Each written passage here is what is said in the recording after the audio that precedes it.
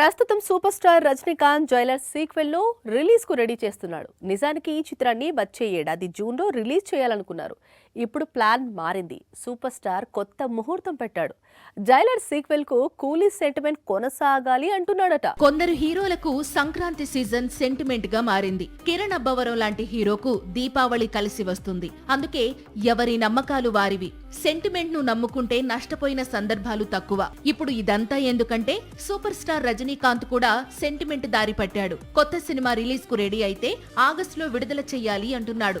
Already Jailer ను ఆగస్టులోనే release చేసి 600 కోట్ల వసూళ్లను చూశాడు. ఈ ఏడాది కూలీని కూడా ఆగస్టు 15 వీకెండ్ కు విడుదల చేసి 500 కోట్ల వసూళ్లను చూశాడు. అందుకే ఇప్పుడు తాను నటిస్తోన్న జైలర్ 2ను కూడా ఆగస్టు 15 కు విడుదల చేయాలని దర్శక నిర్మాతలకు చెబుతున్నాడట.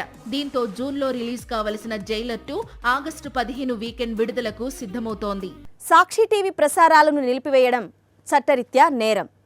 సాక్షి టీవీ ప్రసారాల కోసం మీ స్థానిక కేబుల్ ఆపరేటర్ని వెంటనే సంప్రదించండి. డిటిహెచ్లో, ఇంటర్నెట్లో కూడా సాక్షి టీవీ ప్రసారాలను వీక్షించవచ్చు.